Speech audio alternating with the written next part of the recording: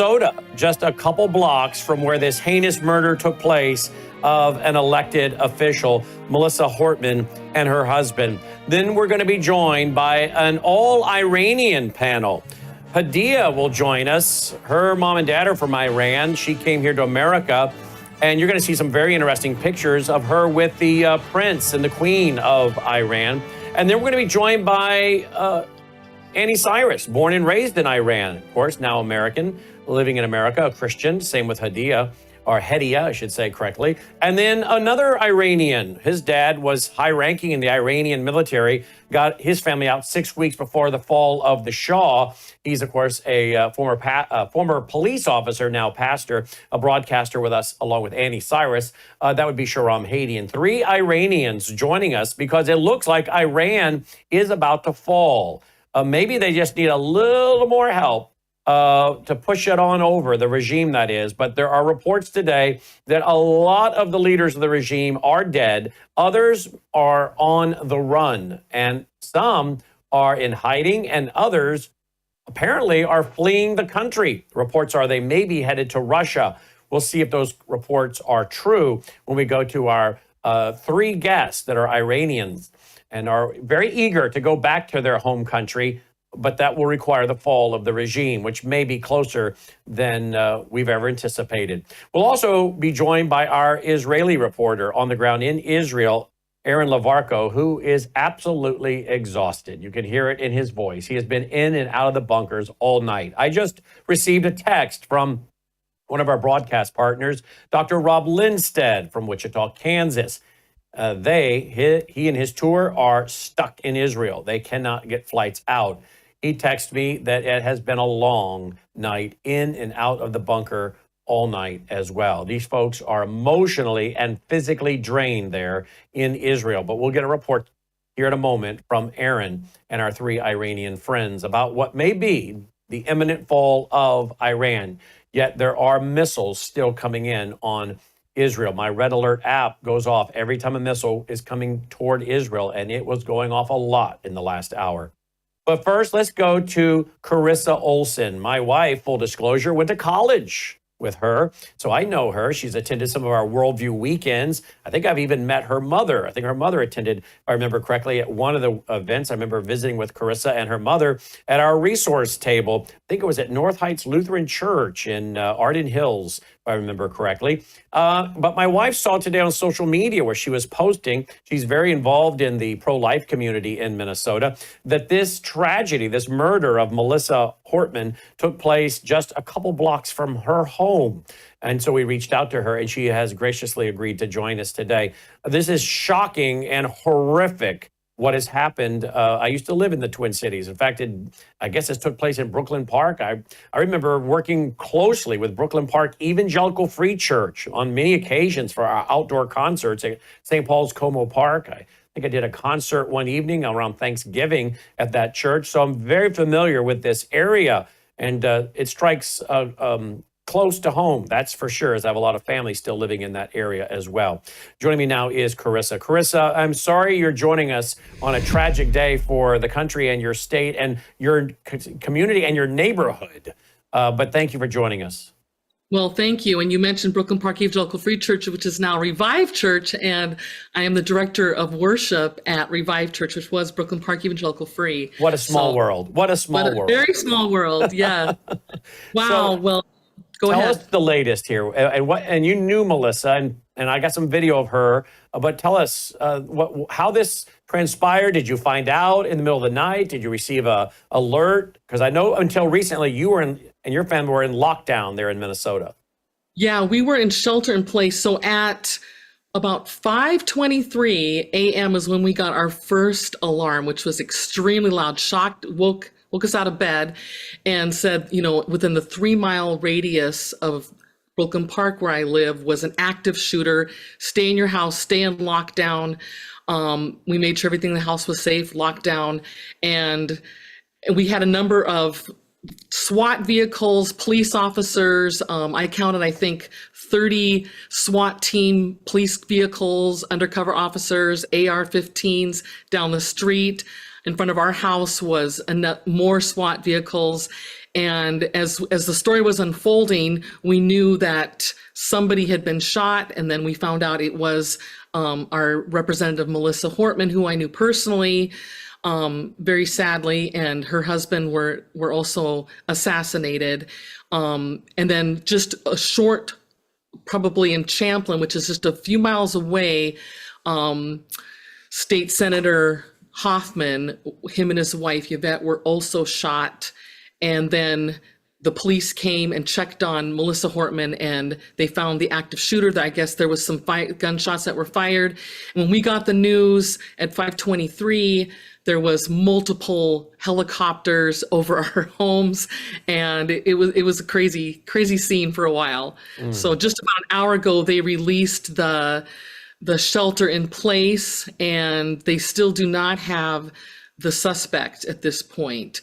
But and what do we know about the suspect? Well, we know that the suspect worked for, I believe, was appointed by Governor Tim Walz in some kind of a security position. Worked for some NGO, and they did find No Kings brochures in his car, as well as some manifesto that I believe has not been released to the public. And he's still at large. He's on foot, and I'm praying that they do capture him. Absolutely. Apparently they have the No Kings rallies that are taking place throughout the country. Some of them are getting quite large. We've got video footage we'll go to later in San Diego. That one seems to really have gotten big.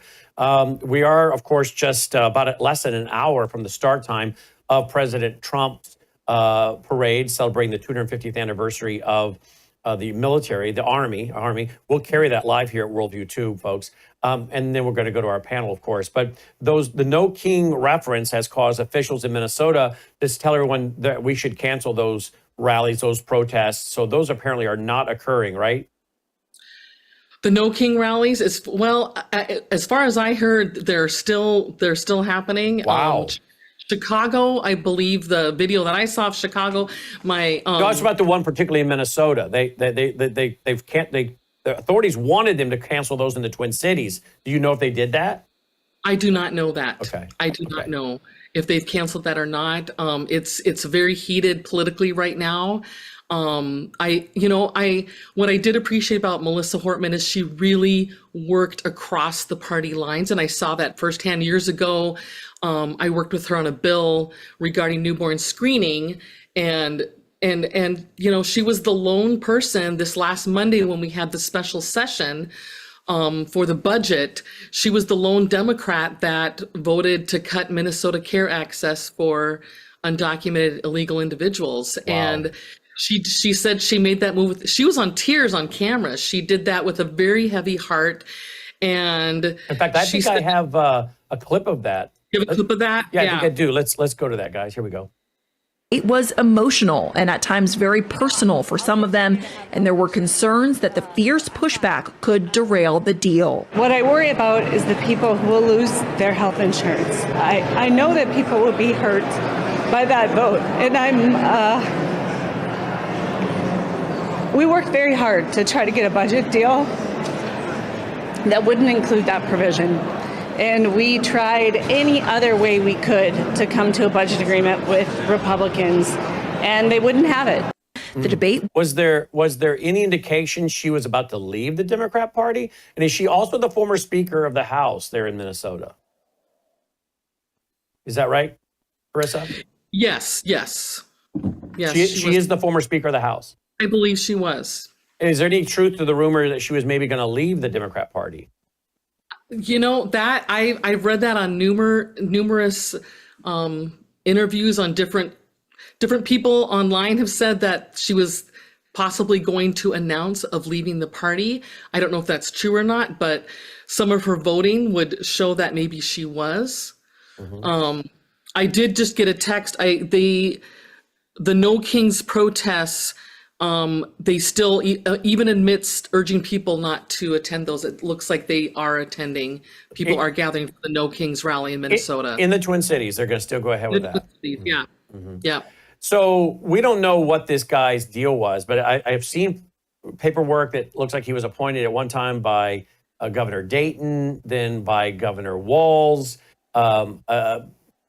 We have no idea, I guess, as far as political. I'm assuming if you're getting appointed by Democrat governors, you must be a Democrat. But again, there are rumors floating that the manifesto may have something about him being upset over people that are pro-choice. So again, I don't know if this is going to be, if someone's going to try to spin this one way or the other. I guess the best point of this game is that they go ahead and release the manifesto so that people can read it for themselves in context versus it being spun one way or the other. Just the facts, let the facts bear out. Right. We don't know if which side he was on at this point. They haven't released that manifesto yet, and I don't know which way it's going to be spun.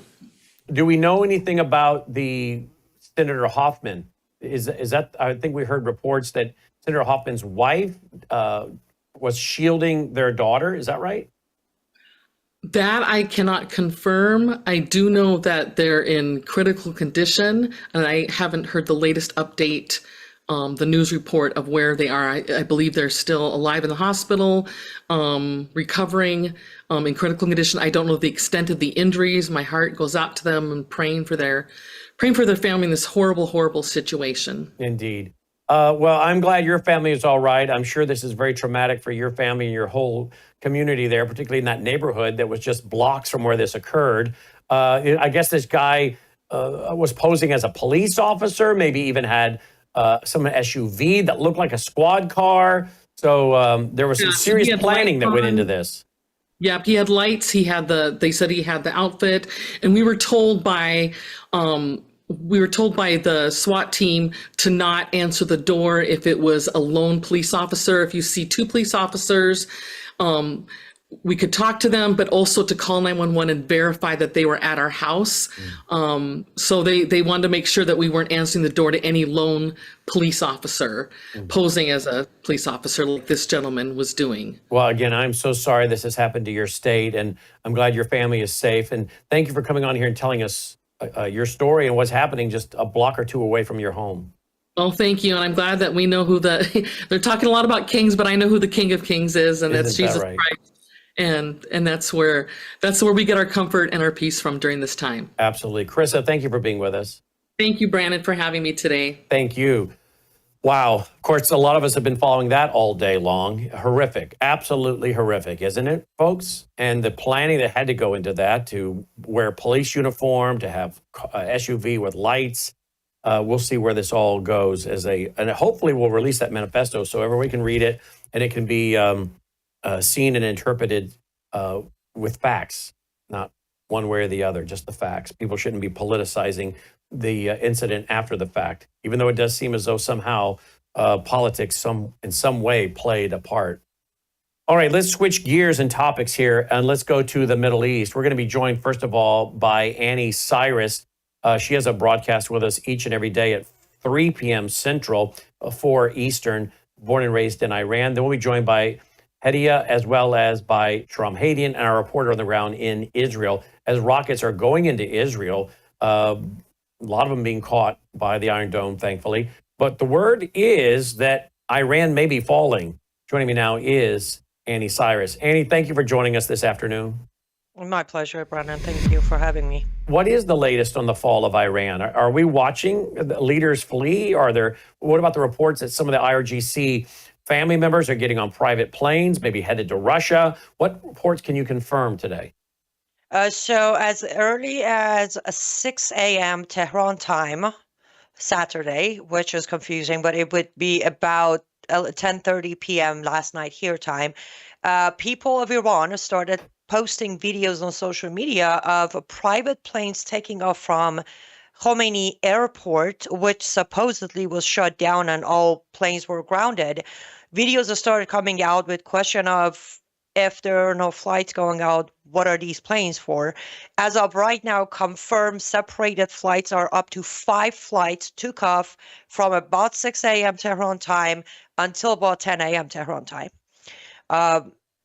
So the question started there, but then later on, which for the record, I am working on it actively as I'm on with you to translate the video from Netanyahu because it's in Hebrew, then translated to Farsi. Netanyahu came out and released a video saying we actually have evidence that the top leaders and commanders of not just IRGC, but all commands, Quds forces, IRGC, Air Force, all of them are fleeing. Well, his exact term was they're packing up. Put that together with the flights in the morning, I think it is very safe to say at least some of them are fleeing the country.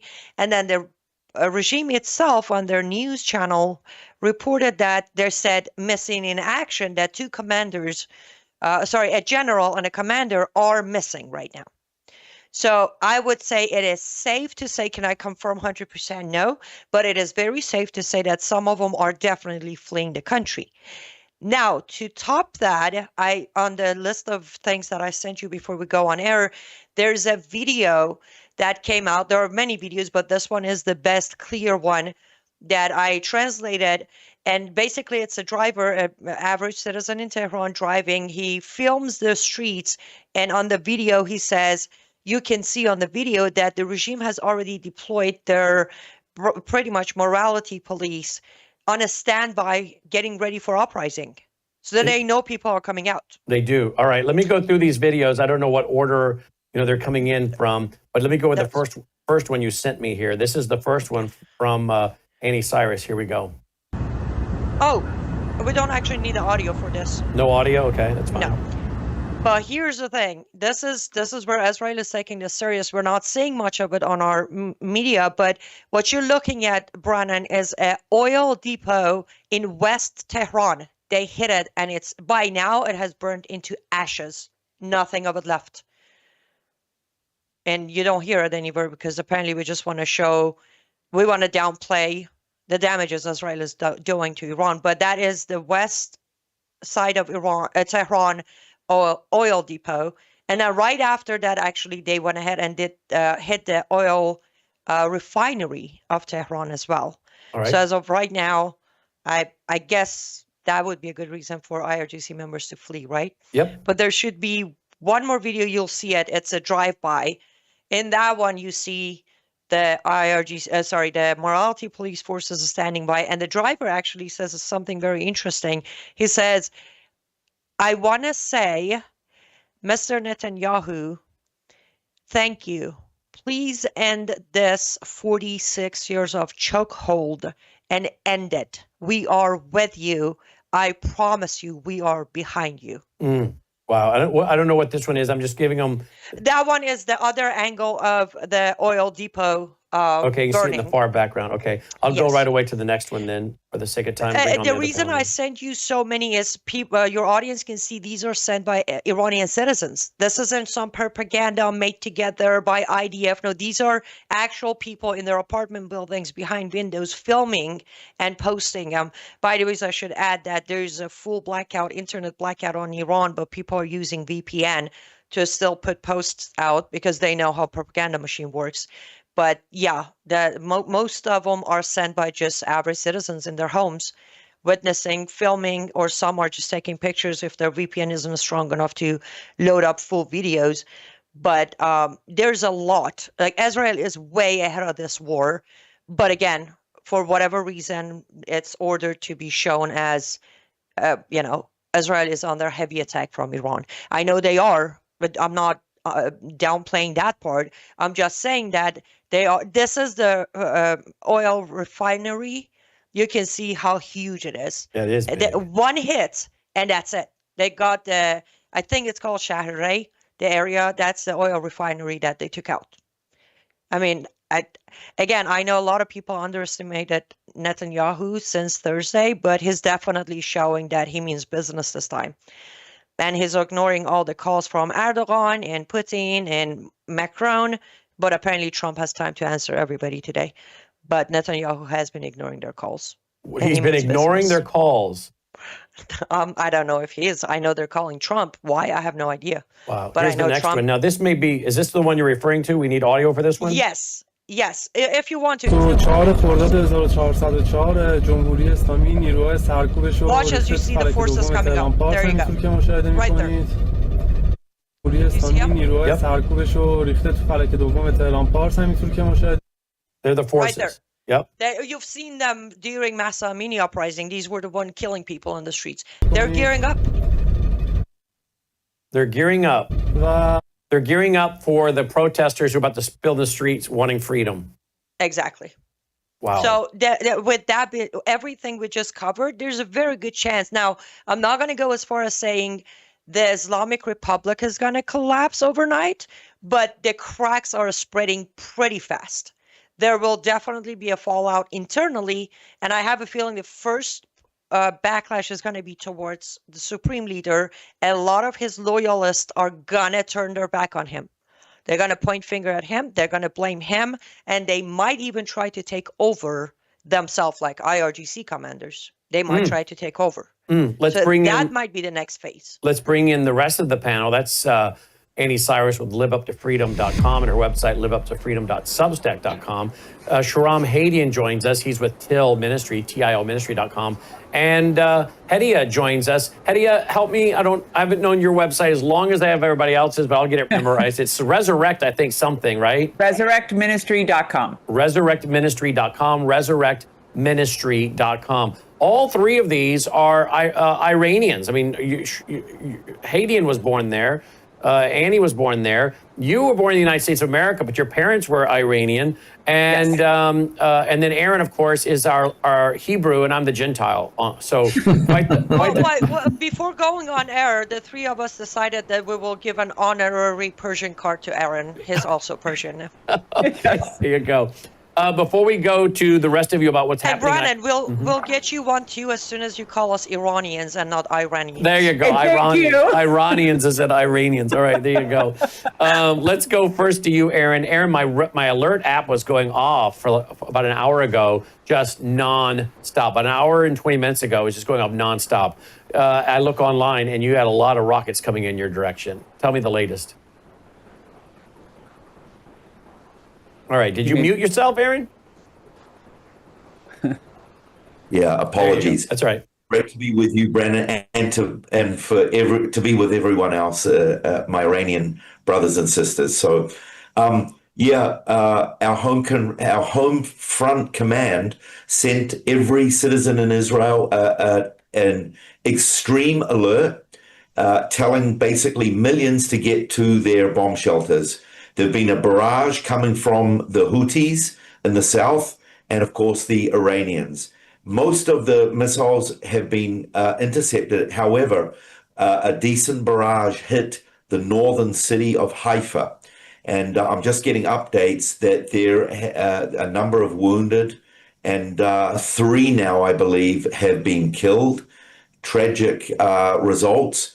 Now, because these attacks are on civilian cities, whereas the Israelis have been firing upon military installations and nuclear installations and oil fuel depots, but because the Iranians are firing on civilian cities, our Prime Minister and Defense Minister said, that's crossing every red line, and we will not accept that at all. And so we have really upped the ante, and we are pounding Tehran, the capital of Iran. There is a total power outage in Tehran. There is also, and by the way, in Tehran, the area that we have been mainly attacking has been an area where a lot of Revolutionary Guards are living. Brannon, this is the reason why our attacks are so precise is because of the years and years of military intelligence that we've been able to gather, and I'm sure the Americans have helped us with that.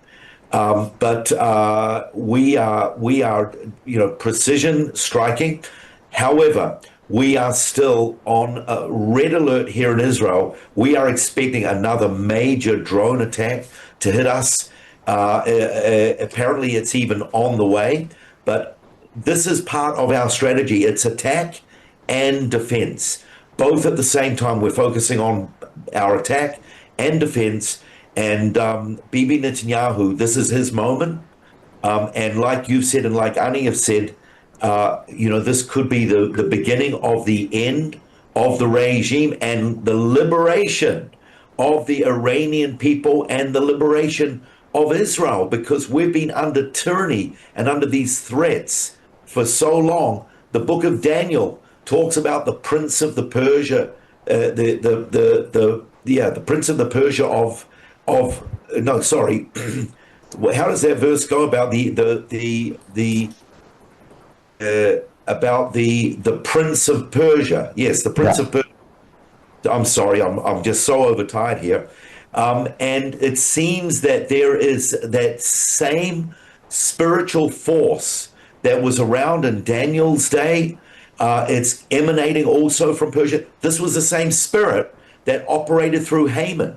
Haman, who wanted to murder every single Jew, and he was very close to doing it. When the edict in the book of Esther, when the lot was spun, and on the 25th of Elul, the day that every Jew would die, the Almighty God made a massive turnaround through Esther, through Mordecai.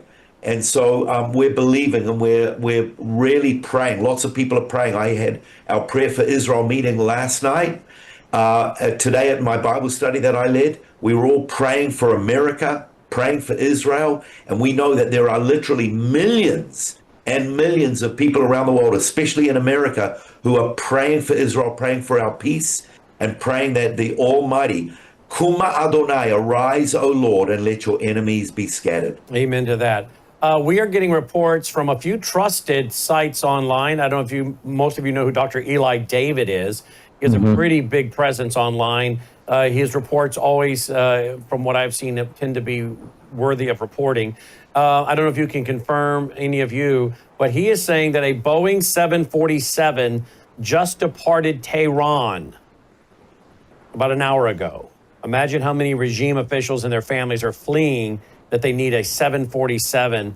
Remaining regime officials are either Israeli spies or idiots. Let's go to that, Hedia. It looks as though Israel flipped some of these guys. In fact, I think Annie even had one of these generals that seems that we thought was dead was actually alive, and he was flipped by Israel. What do you make of Dr. David Eli saying a lot of these regime officials are either spies, or they're fleeing, or they're staying, and they're idiots? How many do you think had flipped and were working with Israel? Well, if you think about their multi-pronged attack at the military, being able to set up the drones in pieces over a period of a year and a half, and also the trucks that were set up. So this has been an operation a long time in the making. And so they had to have allies on the ground. The Israelis could not have done that without Persian support. And I think the Iranian people are quite clever. They have been for centuries. And so they probably saw the writing on the wall, and many of them wanted a way out. And I wouldn't be surprised if there was quite a few of them that helped Israel to carry off these attacks. Now, I don't want you to be humble here about your background. I want you to tell our audience, for those who don't know, you worked in intelligence arena, the State Department. You've been in the room with Barack Hussein Obama as president, and others along the way, correct? Give our audience your bio. Okay, sure. So, interestingly, in the Iranian situation, I grew up in Beverly Hills, California, the largest expat community of Iranians in the world. My father was part of an effort to actually get Reza Pahlavi back into Iran in the early 90s, maybe it was about 89. And I think you have some pictures of that event that we hosted at our house. Yeah, that's me, that young teenager in the corner. The far right there, that's you? Yes, that's me. That's my father, and that's Reza Pahlavi. So your father's one with the glasses? Yes. And that would be the prince who's got his hand up right there in the blue suit, who is living in D.C. now, I think, most of the time. Yes. And so there's been efforts over the decades to try to get him to go back. And then people just kind of gave up. And when I went to go work in D.C., I was an appointee under President Bush. I met with the neoconservatives. I was part of that movement for a very long time, the lead up to the Iraq War. And then Defense Secretary Wolfowitz said, I'm not sending an Iranian to Iraq. You have to send her to Afghanistan. So that's how I ended up in Afghanistan. But for many, many years, there's been thoughts that we would try to bring the Pahlavi, to bring Reza back, maybe to help support a constitutional republic, maybe in a ceremonial position as a monarch, but it never gained traction. I have to tell you, honestly, there's this hostility in the U.S. State Department against the Pahlavis. So I'm worried that this talk about regime change, who would actually be the leader, because I don't believe we would instigate a regime change without support from somebody inside, somebody that was going to take the place of the mullahs. So I'll be interested to see how that develops. I don't know if the Trump administration is more amenable to using Reza Pahlavi and his allies, but it'll be interesting to see if there's really a move in that direction. Here's the more pictures you sent here. There's the prince. You're one of them in here. Yeah, you're right over his Yes. right shoulder. Is your mom in this picture? My mom is not, but my former sister-in-law and that family that's pictured is actually the Sarbaz family. And so they were very, very wealthy family in Iran that were also, so a lot of the families that ended up back in Beverly Hills and Los Angeles were those that had to leave during the time of the Shah. So it was the Nazarians, it was the Sarbaz family, it was the Marathi family. These are all just very wealthy business owners and manufacturers that had to leave when the mullahs took over. Were most of them able to get their assets out of Iran? No, well, a lot of them did not. They were able to get some and enough to rebuild, and they heavily invested in real estate in Los Angeles, which basically just quadrupled their wealth, because that real estate, of course, went up tremendously in value. That's quite a story of survival, of perseverance. Yes. They leave it all behind. They get a little out. They come to America and they say, well, we're capitalists. Let's buy land. It triples, and they get back probably Yes. as much or more than they left behind. You know, some people just don't give up, do they? They just don't give up. No, and it's really interesting because the Iranian people, when I first came to faith in Christ, the Lord really constantly put on my heart that I needed to, one, repent of this kind of generational curse that exists over the Persian people, the debauchery, the idolatry, the fights with God and God's people, and also to understand that it also has a unique history. Oh, that picture is of my mother. Notice the clothing, pre-Islamic Empire, and my father, and that is Farah Pahlavi, Reza's mother. And The queen would be the one wearing the hat, the queen right there? Yes, the queen is the one wearing the hat. And they were actually, my father had finished his residency here at Northwestern in Chicago, and they had asked him to come back and serve in the royal family medical team, and he refused. He was a great patriot. He loved being an American, and there was nothing that would take him back to Iran. They wanted him to go back while the Shah was still on the throne. Yes. Yes. Wow. Annie, you want to comment on this? Because this is right up your alley. I know you're a big admirer of the Queen and the Prince. I love our queen. And I really hope this happens while she's still alive, because I think as much as Crown Prince Pahlavi is very wise and very aware, but I don't think he can do this without our queen. We need her wisdom, and we need her strength, and we need her intelligence. For anybody who doesn't know, she is very well educated. She speaks fluently 8 different languages. When she does any interviews in French, she's speaking French on her own, and Arabic and Farsi and English, and I believe she also speaks Hebrew. Anyhow, we need her, and I love her. And I would say, Hediye John, on what you mentioned, I do remember, well, I should say I do remember, but I do later on remember seeing the footages. They managed to get his brother, Shah's oldest son, in the country. And unfortunately, one of the courts around got too excited and released pictures of his presence in Kurdistan. And that shortly after that, he was suicided in Paris, unfortunately. So the plan somewhat worked, but unfortunately it didn't, by one man's mistake. But I do believe strongly that if you would put a vote in place right now, this very moment, Iranians outside of Iran, Iranians inside of Iran, Prince Pahlavi would win the election in a monarchy or republic format, whatever format. Probably 75% of votes would go to him. Wow. I strongly believe he does have the support of people, the generation that counts, I should be more specific. Like all those who are still wearing their hijab and, hold it with the corner of their teeth in Iran, who cares?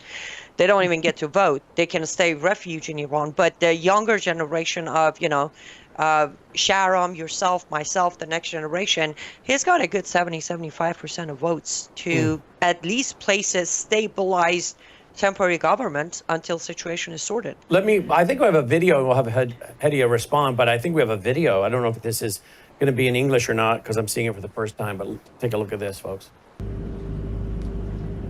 همیهنانم جمهوری اسلامی و رهبران نالایق و جنایتکارش ایران ما را به جنگ کشاندند و مسئول و مقصر اصلی وضعیت کنونی هستند. این رژیم پس از دهه‌ها فساد و بیکفایتی و زورگویی در شکننده ترین و ضعیفترین وضعیت خود قرار گرفته است. اما شکستن نهایی آن تنها به دست پرقدرت ملت بزرگ ایران ممکن است. ایران متعلق به شماست و بازپسگیریش نیز در دستان شماست. هر نافرمانی شما، از جمله نرفتن به محل کار، کمکاری یا دیرکاری، میتواند ضربه‌ای مؤثر بر پیکر فرسوده این رژیم باشد. ما با هم و در کنار هم پیروز خواهیم شد. به نیروهای نظامی، انتظامی و امنیتی میگویم از این رژیم جدا شوید و به مردم بپیوندید. از جانب شما مردم به جامعه جهانی میگویم به جای مماشات با رژیم اسلامی از مردم ایران حمایت کنید. پاینده ایران، زنده باد ملت ایران. Wow. Did you ever think you would see this day, Sharam? I mean, this is pretty fascinating. Well, I think that we've been praying for this day, Brannon. It's a bit of a bittersweet time for me because I see a little different perspective here, first of all, from the reports of the officials from the current regime fleeing Iran. And I agree with you. I've been actually tracking Dr.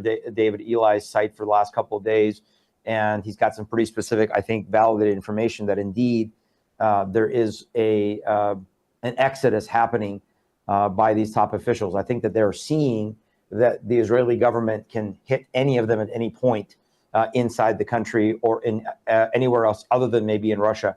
But it's bittersweet in one sense because in 1978, we had to flee. My dad, being that he was a top military official under the Shah, got us out. We were one of those people that Hedi is describing. We left everything behind. My dad was fairly wealthy when he had taken early retirement from the military, knowing that things were shifting because of the betrayer in Jimmy Carter, who betrayed the Iranian people. We were one of those people that left with, very little of the wealth that he had amassed in Iran. We were fairly well off there. And he came here and opened a restaurant and was cleaning bathrooms and whatever he had to do to take care of our family. And that always stayed with me as far as kind of a work ethic. But we, at that time, many of the officials under the Shah, those who, like my dad, knew we were forced to flee, get out. We were on one of the last commercial flights that left Iran in December of 1978. Many people who stayed, who were some higher ranking than him, they were then subsequently executed between February and the summer of 1979 in secret trials, including the prime minister at that time. So now to watch it the other way around, it's bittersweet. Like I'm rejoicing in one sense, but I'm still very concerned. And I just want to quickly say, I don't want to take too much time here, but I want to quickly say, I agree with the concern that Hedi is bringing up. Let's not forget, because I've had this question for many years. Once this regime, and I believe it's a once, not if, I think once this regime falls, the question is, what will Iran become? The reason Iran is the fastest growing church in the world, numerically speaking, is because, listen, before the revolution before the coup of 1979, there was estimated less than maybe 2,000 born again Christians in Iran. For perspective, today that number is, some say 2 million, 5 million, 3 million. We don't know exactly what the number is in the underground churches. But it has come because of persecution, because of the hardship. So the danger in this time frame is when you bring all of a sudden freedom, and I'm not saying in any way I don't want it. I want the people of Iran to be free. Because, and as Aaron said earlier, it's better for Israel, it's better for the world, it's better for America. But who is going to take over? Reza Pahlavi claims to be a Muslim. So what would be the government that Iran would be under? Now, to Annie's point, if it was temporary, if they put a transitional government in, then the question would be, yeah, what would be that republic? I think it has to be some sort of a constitutional republic. But of course, the question would be, what would be the constitution of it? But I think that this is the closest moment we have had in 46 years. And it has been brewing, and there have already been many defectors, going back to, I said the other night on your program, since September of 2023, when Mahsa Amini was killed. There were defectors then from the military, from the police, from different branches of the armed forces.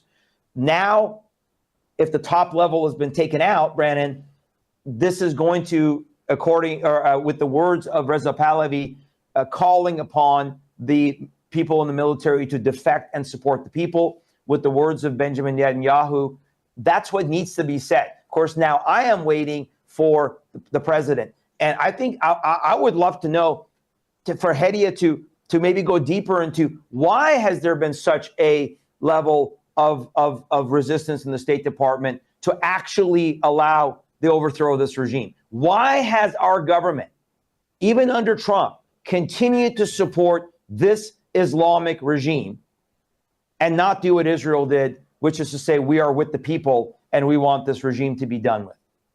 Hedia?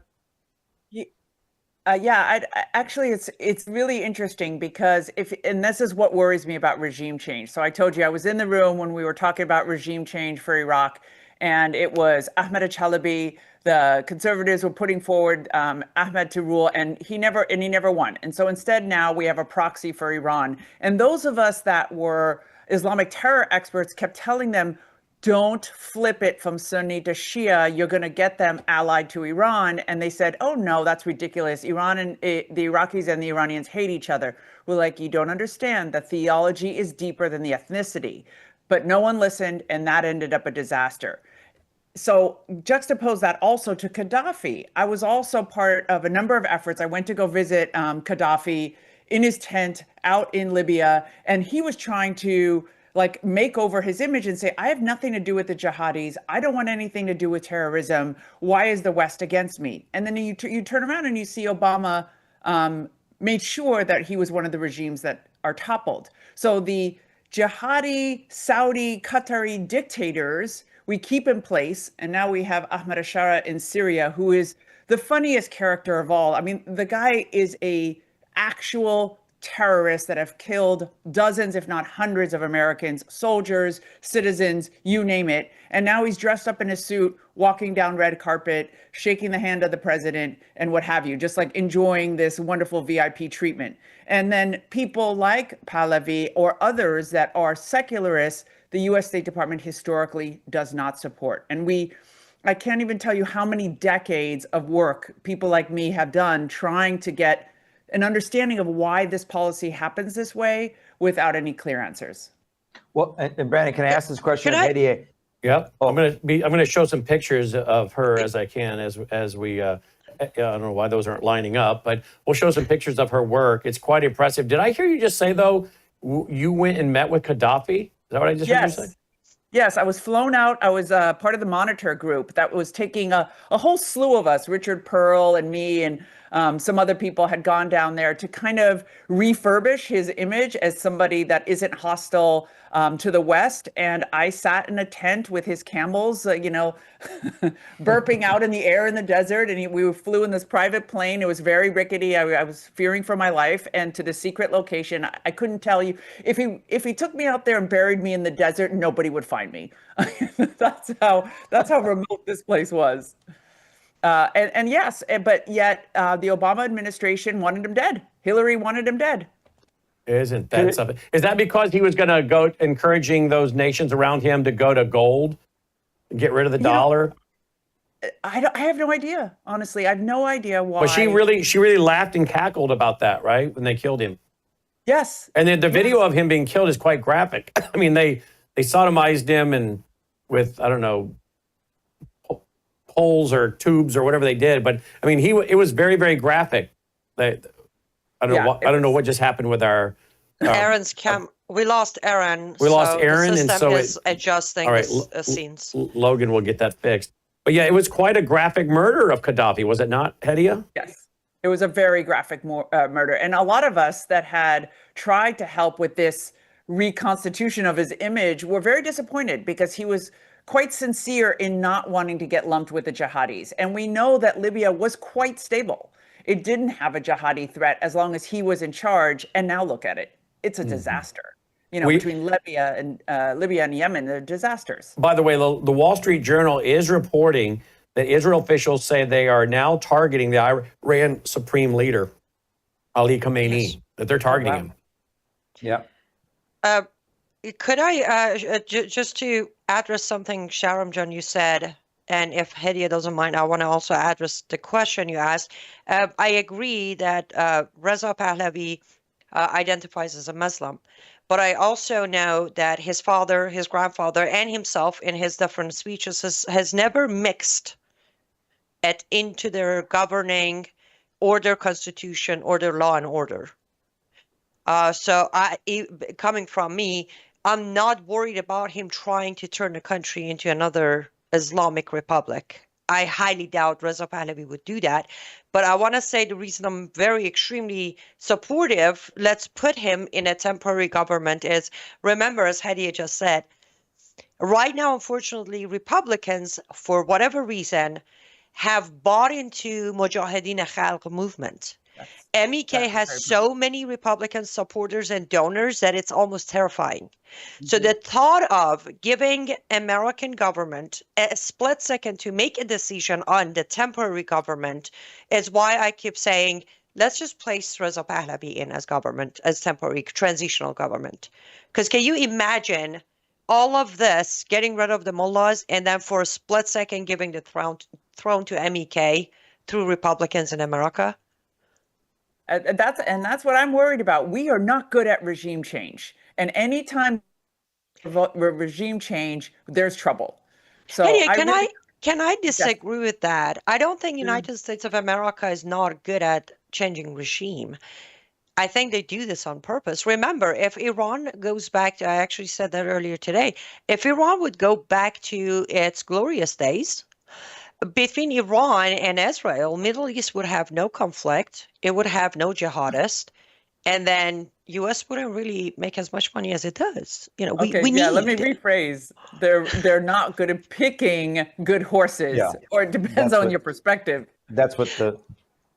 Well, and just to clarify too, with Annie, I'm not saying that I think Reza Pahlavi is going to set up another Islamic Republic. I'm just saying that he's come out and is doing what most Iranians think is that there's some peaceful version of Islam that exists that we know doesn't exist. And so even if Iran was stable as a Shia power, you have let's not forget that 85% of the Islamic world is Sunni. So you still have the beast that's there, which is the Sunni Islamic world. We said the other night, Turkey is a powerhouse that is being ignored. The Saudis, one of the reports that I just read was that Mohammed bin Salman is telling Pezeshkian, the president of Iran, listen, it seems like they're playing both sides of the fence here a little bit, because he's telling them, well, Israel is trying to goad America into this, and don't worry. And So this is, again, why I'm so uncomfortable, and I think we'd all agree, I've been so uncomfortable with the wooing of the Qataris and the Saudis and all this money. But the question I had for Hediye was this. Here's why I'm asking that question. Because we know that at some point, whether it was pre-Carter or during Carter, that the CIA flipped. The Shah of Iran would have never been able to stay in power under the White Revolution back in 1960 had it not been for the support of the U.S. government and the intelligence community and the deep state. That, well, when I say deep state, I mean, we call it, what do we call it? The white hats versus the black hats. So, right. Is it possible that we still have that same apparatus of the CIA and the deep state that helped to overthrow the Shah and back Khomeini? Is that still in power, Hediye? Is that still 46 years later what is ruling the deep state? And that's why they're so opposed to Reza Pahlavi coming back in and reclaiming the crown. We said this, remember, Annie, we said this a few years ago. Just simply declare that as the United States that we do not recognize the Islamic Republic as a sovereign country because you committed a coup 46 years ago. You stole the throne, but that's, Hediye would know better. That's not going to happen, given, like you said, the State Department. But that's just my curiosity is that the overthrow of the Shah would have never happened had it not been for the deep state of the United States getting rid of him. So there you go. There is the example of what you just said. We suck at who we back in regime change in America because you get rid of Gaddafi, you get rid of Mubarak, you get rid of Saddam, you get rid of now the Shah of Iran. I mean, we are batting 0 for what? Yes. So let the Iranian people do this.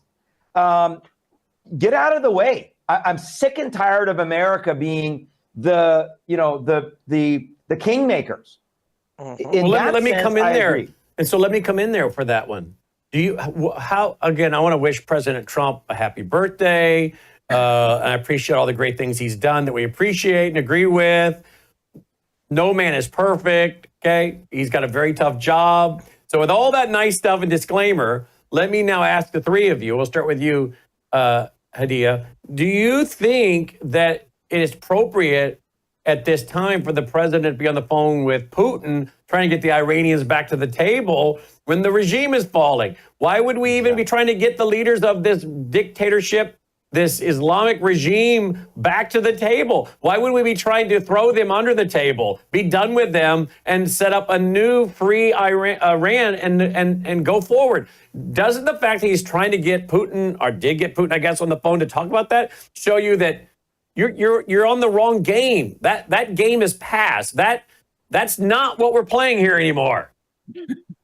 Well, I don't know. Is it not what we're playing for? I mean, Shahram laid out very well that we suck at changing governments and we always bet on the wrong guy, possibly intentionally, because we seem to always back the jihadists. Bin Laden was our guy. The Charlie Wilson's war, all the support we did to the Afghanistan jihadis. Mm-hmm. I know they were recruiting jihadis in America in the mosques in Northern California back in the mid-90s. So we have been supporting the jihadists against what we call, it's against the red threat, against the communists for decades. So maybe that is very much intentional. So I think that may also play into why they're not willing to give up on the mullahs right now. And I think maybe from Trump's perspective, he's like, oh, my whole cabinet is divided over this issue. All my advisors are divided over this issue. I don't want to be in the middle of that. He wants a legacy of peace. He wants to win the Nobel Peace Prize. I don't think he wants to be the one responsible for changing governments in Iran. And I think that they don't really have a candidate that they're willing to back. And I think Shahram is right. They never wanted to back the Pahlavi family.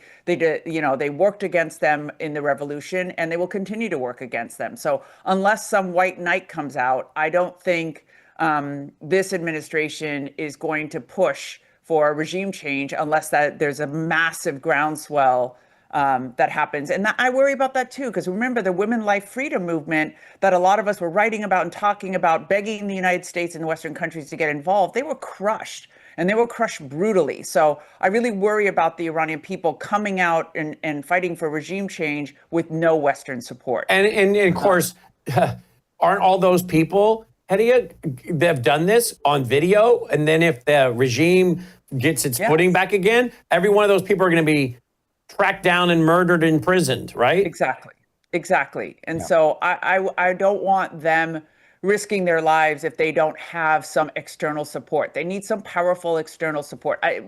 Personal opinion, just watching this for decades in various countries, it's usually some Western government, and oftentimes ours. You know, if you remember all the stuff that Musk uncovered with Doge through the USAID, and there was some great reporting by Mike Bentz that he did directly and that he did through Tucker about all of the times that USAID and the State Department were used for regime change in various countries. For whatever reason, we just chose a different ally. We wanted a different person in power, whether it was based on economics or military or just, you know, wanting a different player in the field, that I just can't imagine that they would be able to pull it off without our support. And so it's not clear to me what direction that support will go. What do you make what's being said here, Annie? I agree with everything, every concern, every fact, and every logic. But then at the same time, I say, starting Thursday night, Bibi Netanyahu, who I want to be very clear, I disagree with him on 95% of the things he does and says. However, when credit is due, one shall be given. Thursday night until today, Netanyahu just proved that we aren't as hotshot as we think we are as America. He went and did what he did, and he's keeping going it, and he's getting calls and messages to stop, and he's not even acknowledging the messages. So where I'm going with this is, I want to make sure, Hedia, I'm not a cold-hearted person. My heart definitely bleeds for all the Iranians who have been tortured and murdered for last 46 years. And Brannon can say, during Masa Amini, I was on with Brannon probably around the clock, not sleeping or eating, reporting on what's happening. However, I think coming from where I come from, with a grandmother who basically gave me the courage to put a backpack on my back and leave the country at age 15 and never look back, give me liberty or give me death is where our people are today. I am afraid, yes, they might get back on the streets and get crushed again. However, this is by far the widest opening they have ever seen in front of them in last 46 years. And also, unfortunately, by failure of Trump administration to acknowledge what is a better opportunity for him making history, unwritten letter by Prince Pahlavi was, you now have an opportunity to go above Abrahamic Accords and make a Cyrus Accord in Middle East. I think it just went over Trump's head. He had no idea what Prince Pahlavi is even talking about. He's like, wait, what's Accord? I don't think he understood this is biblical message, even though, as Sharon said, Pahlavi is supposedly a self-proclaimed Muslim, but he put a biblical message in that letter, and Trump just didn't even get it. With all of that being said, I still strongly believe with power of prayers and biblical orders and the growing number of men and women of faith in Iran and what Netanyahu just started, regardless of what U.S. tries to do or not tries to do, there is still a higher percentage of freedom for the land, for the people, and for those exiles as of today than it was 2 days ago. Shram, I hear you trying to jump in here. Yeah, and I agree with that. And I'll make the biblical argument that I made the other night, that I still believe that this has to happen at some point prophetically because of Jeremiah 49, right there. Yes. All right, let's explain that. Let's get into that real quick between you and Hedia, because Hedia and her husband, I think, were teaching on this last night. Weren't you, Hedia? Yes, correct. All right, go ahead. Yeah. Why don't you kick it off, Shram, and then we'll go over to her. Well, again, it's a very simple message about Elam. I covered this the other night when I was on with you. Elam goes all the way back to the line of Shem, back to Noah. We as Iranians, well, Persians, okay, we are descendants of Shem. We're cousins with our Jewish, siblings, the Jewish line. That's why the Persians get a little bit upset when people say, "Are you Arab?" No, we're not Arab, we're Persian. So we just try to clarify that. We're not of the line of Ishmael. But Elam, which is the ancient name of Persia, which is now currently the southwestern portion of modern day Iran. So all of the historical things that happen in the Bible, Cyrus's decree, King Ahasuerus or Artaxerxes, the story of Esther, the prophet Daniel, when he got the prophecy about the 70th week, that was in Elam. He's buried in Elam. So all of this is so intricately tied to Bible prophecy. And in this message in Jeremiah 49, you see on the screen, the Lord prophesies over Elam. Now, some will say, oh, maybe this was fulfilled right after the time of Nebuchadnezzar, before the fall of Jerusalem, or right during the time of Nebuchadnezzar, the Babylonians. I disagree, because at the very end of this, when it says, I will break the bow of Elam, notice where it says two things that are critical. Verse 38, I will set my throne in Elam and destroy her king and officials. Okay, that's the only place that I've been able to look in the Bible, other than Jerusalem, that God says he's going to establish his throne. And then, yet I will restore the fortunes of Elam in days to come. Now, in the, Brannon, in the Hebrew, that word there for days to come, if you go and look at the root there, acharit means the last days, end times. As we get closer to the end, God's going to restore the fortunes of Elam. So he's going to break the bow, and it says they're going to be scattered. He's going to come against their princes. He's going to destroy their princes, their leadership.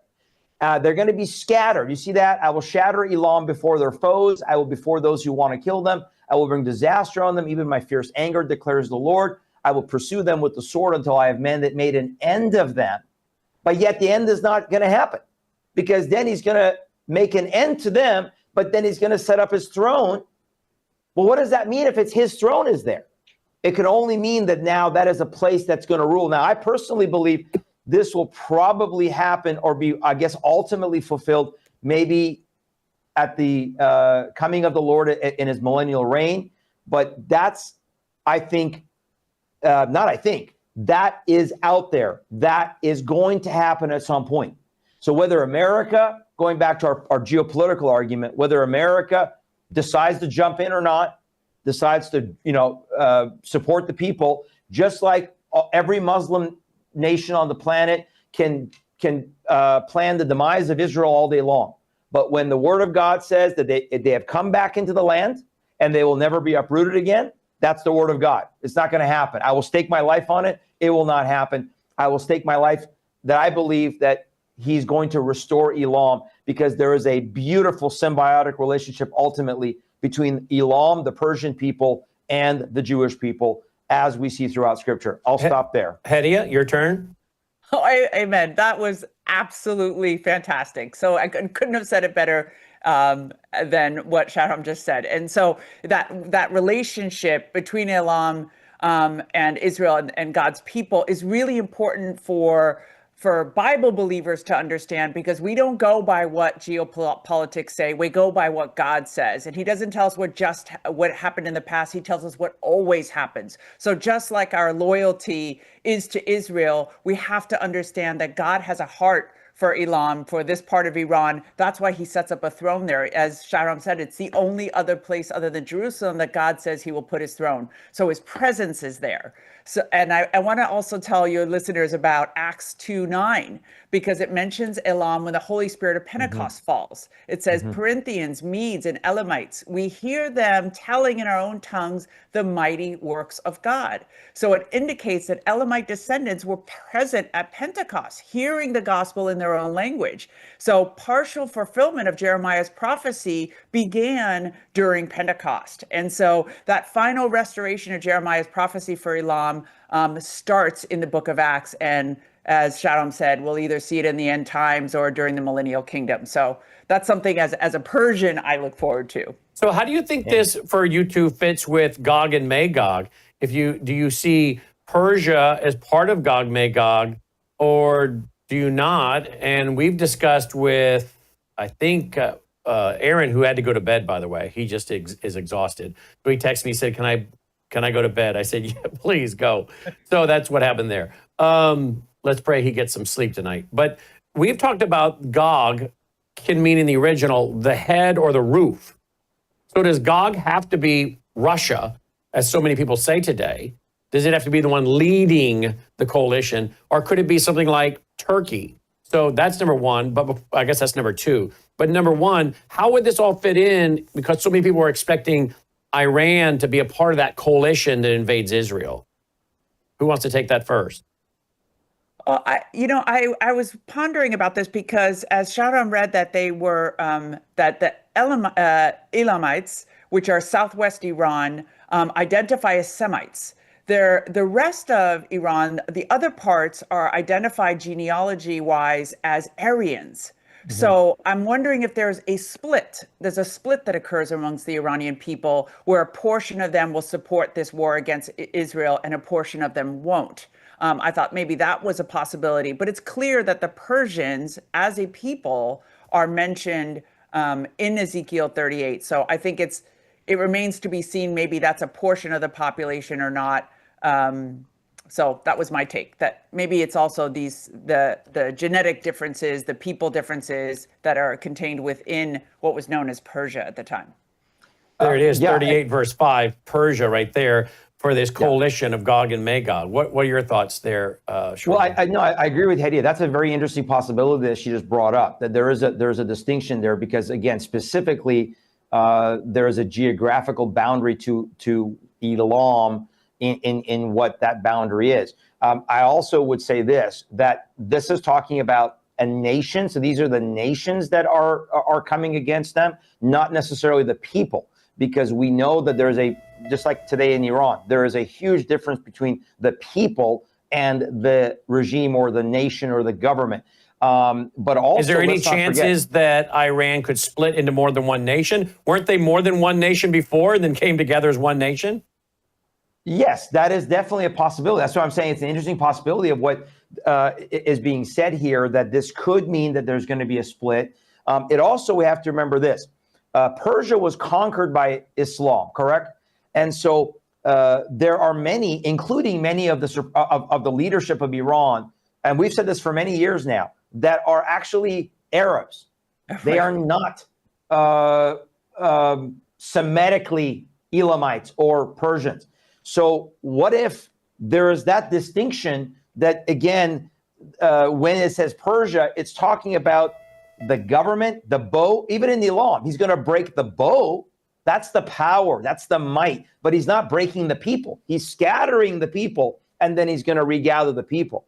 So there is a distinction. So I do believe that Persia will be a part of the Gog-Magog. And of course, the debate among scholars is, what is the timing between Gog-Magog and if you support, as we are talking about today, the Jeremiah 49 prophecy yet being fully fulfilled? I love what you said with the fact that it started in Acts 2. That people forget that all the time. People forget that very likely, even before Acts 2, that the Magi coming to Jesus were from the East. Many believe that at least one of the Magi was from, quote, Persia or Elam.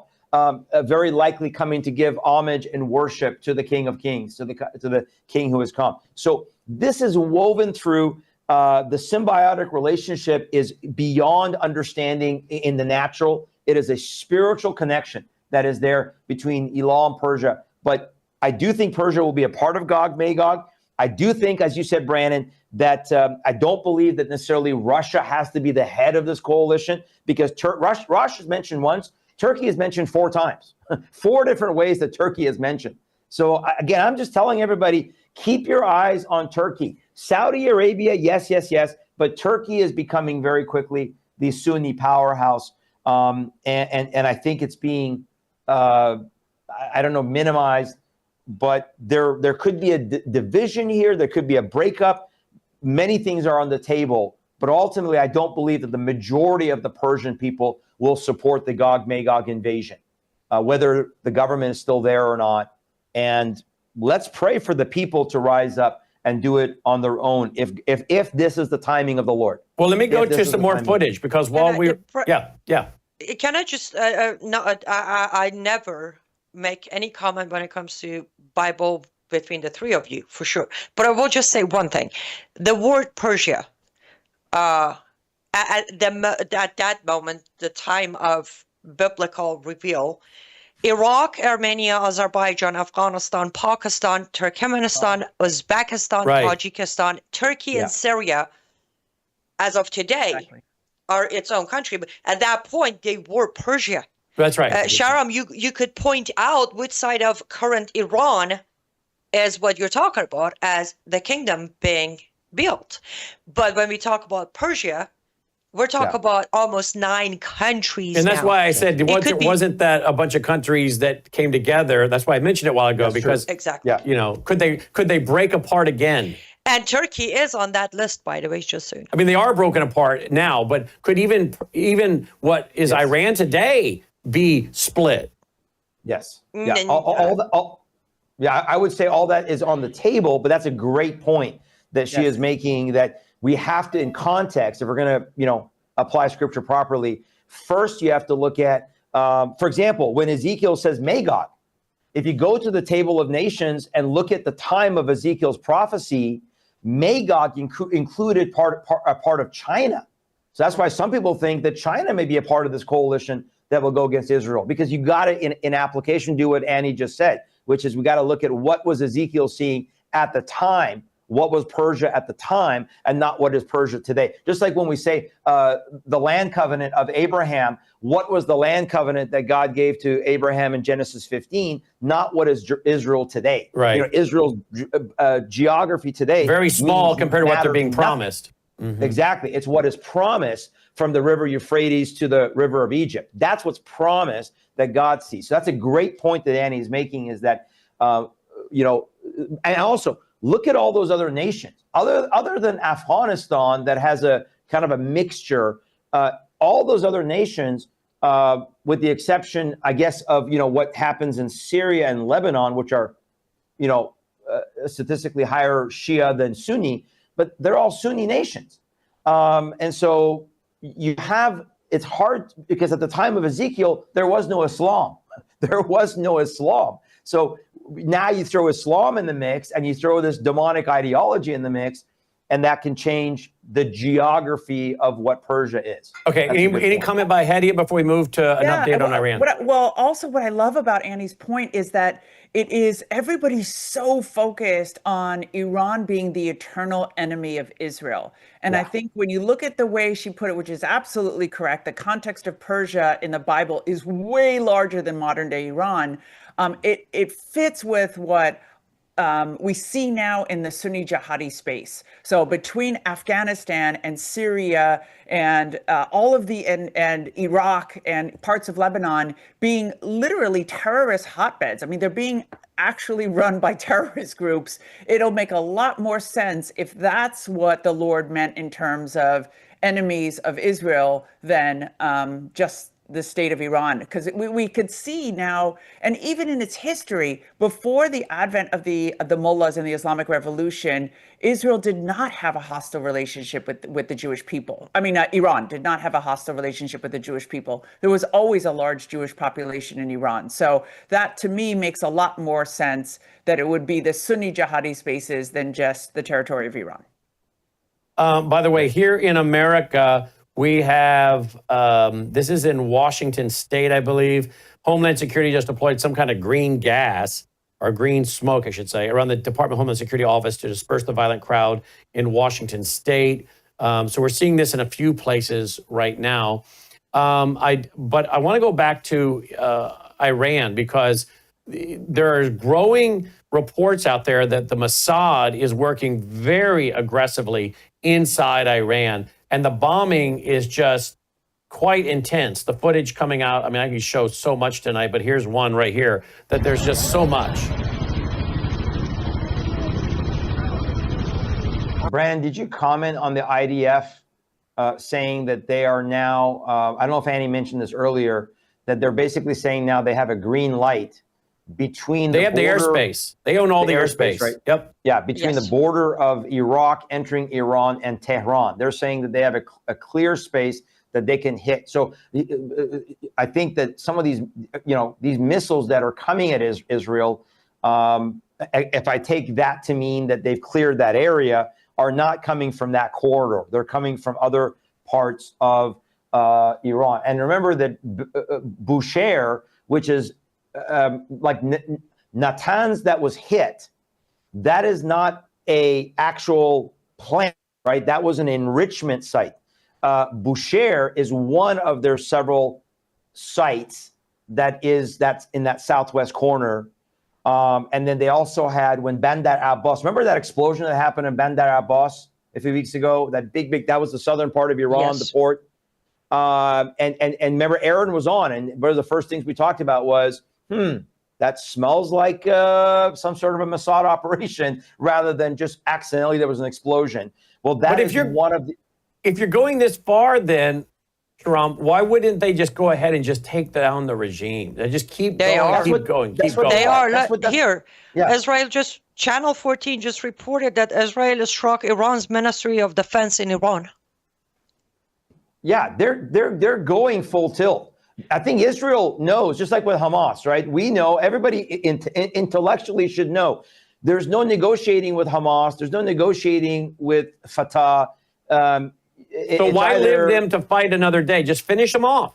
Finish them off. That's exactly what's got to happen. That's why I'm saying earlier that, to the point that Hadia was making, that you have this State Department or National Security Council. By the way, Mike Waltz, remember Mike Waltz when he was relieved of duty, right? He was one of the ones that was in favor, Hedi, am I wrong? He was one of the ones that was in favor of regime change in Iran. Right. So that was one of the reasons that it was speculated that he was moved out, was because he's a war hawk. Well, no, we're talking about like support the Iranian people. I've never said, hey, I want American troops in Iran, or I want even the American fighter planes. I always said, let Israel do what Israel does well.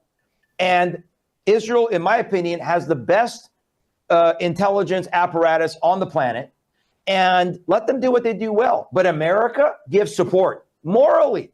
Lend your voice and say we support the Iranian people rising up, as Netanyahu is doing. So I think Israel is going all out. I think this is not just about delaying their nuclear program. I think Israel recognizes this is the window, this is the opportunity. Iranian people rise up. That's why Netanyahu is giving that message. This is your time. What did he say in his message? You have I have the quote here. He said, the regime does not know what hit them or what will hit them. It has never been weaker. This is your opportunity to stand up and let your voices be heard. He's giving them the green light because they're going after the entirety of the regime. And the fact that they're fleeing, if that's accurate, means that this is the moment that they can fall. Okay, now can you check your email? Okay. If you check your email, I'll send you a tweet from, why am I drawing a blank? Former Prime Minister of Israel, Ben Tully. Which one? What was his name? Ben Tully? I think I'm saying it correctly, but I'm doubting my correct saying. It's on your email. It's a tweet. Anyways, former Israeli Prime Minister also just put out a tweet like an hour ago telling people of Iran to get on the streets too.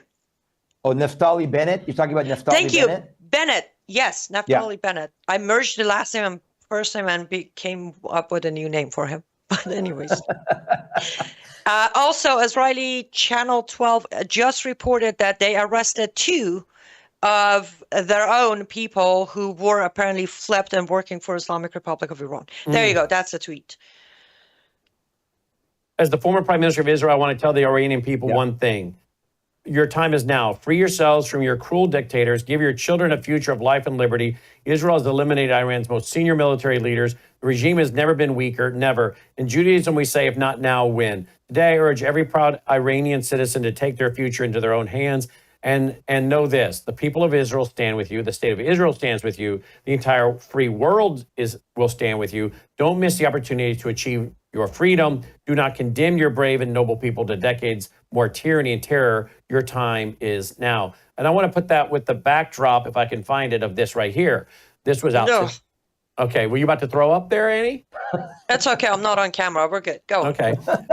President Putin called this morning to very nicely wish me a happy birthday, but more importantly, talk about Iran, a country he knows very well. We talked at length. Much less time was spent talking about Russia, Ukraine, but that will be for next week. He's doing the planned prisoner swaps. Large numbers of prisoners are being exchanged immediately from both sides. The call lasted approximately 1 hour. He feels as I do. This war in Israel-Iran should end, to which I explained his war should also end. Well, why should the war in Israel end when Israel's winning and we can free the people of Iran? Again, I'm just really confused. Maybe the word's not confused, because I think I know what's going on after having, you're laughing, Annie, because I think we know what's going on here.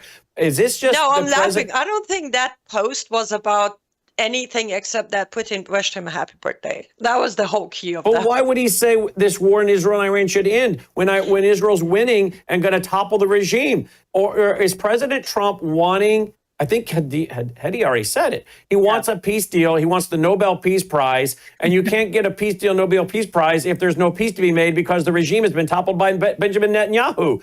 Netanyahu has now become the make Iran great again. I mean, I like to get the hats. I mean, get the hats. I mean, think about it. There is a public nasty war happening between Tucker and Hannity and Levin. And so can you imagine what's happening in Trump's ears? I mean, it's just the infighting over Iran is vicious and it's very passionate. So, but at this point, why would he not? I'm sorry to interrupt, but at this point, why would he not go to the camera and make a video to the Iranian people? Yeah, maybe because he doesn't want to take a side. He hasn't decided. But what is there to decide? Oh, the window is closing quick. What is there to decide? Is he going to wait? Is he going to wait until they've got the Allah Khamenei up on a pole lynching him to say, hey, by the way, if you guys win, wait a minute, you're too late. Can I make I'm going to try to hit this and see if it goes anywhere. It could be a foul ball, but I've said this all along. Look, at the end of the day, I don't think the Saudis, I don't think the Qataris, I don't think the Arab Emirates, I don't think any of them want regime change in Iran. Yeah. I think that's lip service, because at the end of the day, they are more in control, because Islam, I mean, look, the end goal is the end goal, right? The sectarian, the Sunni, the Shia, the differences, I get all that, and we could argue that, but the end goal is the end goal. They believe they're supposed to rule the world, and they're going to argue about, who's going to be at the head of it, the Sunnis or the Shia, which successor of Muhammad. But I think that they don't want the regime change, and I think that this administration, again, you got Steve Witkoff. This guy is how can I say it in a nice way? Just move your lips. Yeah, this is a fool. This guy doesn't know one end of the Middle East from the other end of the Middle East, and he doesn't know the distinction between the Persian people and the rest of these Arabs.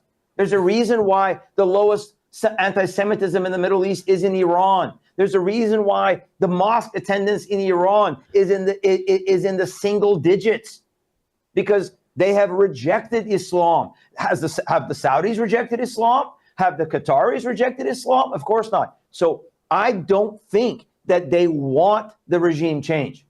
I totally agree. And under Obama, we said, it's because of Valerie Jarrett. It's because, was it her dad or her mom? I'm trying to remember which one was from Iran. Neither one. She was just born in Iran because her father was stationed in Iran. She has no Persian blood whatsoever. Yeah. But so, we excused it in that sense. But now under Trump, again, if he's getting rid of the likes of Mike Waltz, who are saying, Mr. President, we need to be able to have regime change. But I mean, and again, not that I'm advocating that America brings about the regime change, but in this case, that's the question. You let Israel do the regime change, and then you stand there and you cheer them on, which is why President Trump should have made a video already. I don't think he doesn't want to lose his base. Most of the MAGA base. How do you lose a base by saying you want to make Iran great again? Let the Iranian people make Iran great again. We support you, encourage you. MAGA No, doesn't care about the Iranian people. Here's the thing. Wait a minute. Trump What is did you just worried. say? What did you say? MAGA is not concerned with the Iranian people. They don't care about Iran being free. They want to destroy the mullahs, but they don't care about Iran being free. So they'd rather they just shock and awe the hell out of the country and leave the people to whatever. But doesn't that, not to attack MAGA people, but doesn't that show you a very shallow thinking of MAGA people? A lack of a real worldview of understanding? Well, and who do we blame that on? I'll tell you who we blame that on. You blame that on inch deep, mile wide outlets like Fox News, who, when they talked about international stories the other day on the couch, put on a workout queen. What's her name? Julian something another? Jillian Michaels. Julian Michaels was on the couch talking international news. I was like, excuse me, if I need my biceps toned or my calves, okay, but why is she here talking international? And then they put up somebody else. I can't remember who the next person was. Oh, it was George P. Bush, the former land commissioner in Texas, sitting there, the son of Jeb Bush, talking about international policy. I'm like, well, no wonder Fox News has some of the dumbest people watching. You just brought on a workout queen and George P. Bush to talk international news. Hello, why not Hedia or Sharam or Annie? Oh, because that would go too deep. And if you go too deep, the people turn off and you don't get to sell your garbage advertising, in my opinion. That's what's going on, because they're not interested in truth and getting to the worldview issues and the philosophies and the geopolitics, and certainly not the Bible prophecy.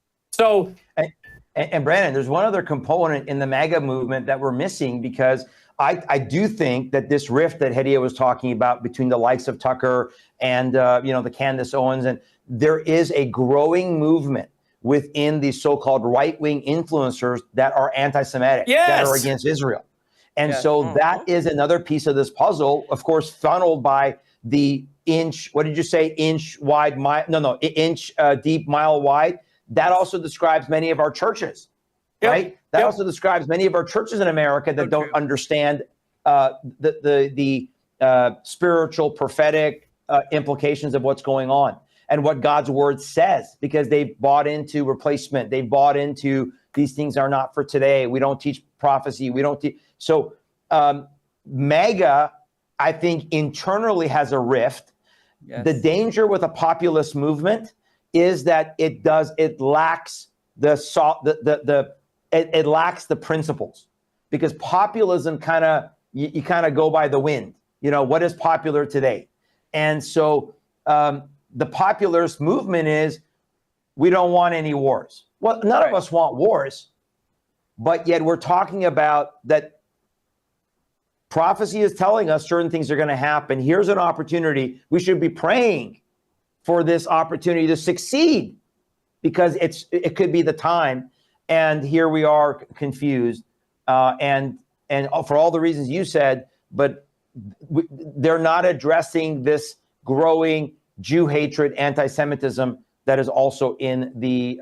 By the way, that's why the Trump's religious faith office would not come out and issue a statement when the Christians and the Alawites in Syria were being massacred by Mr. Shara Jolani, right? That Hedia mentioned earlier. They didn't say anything.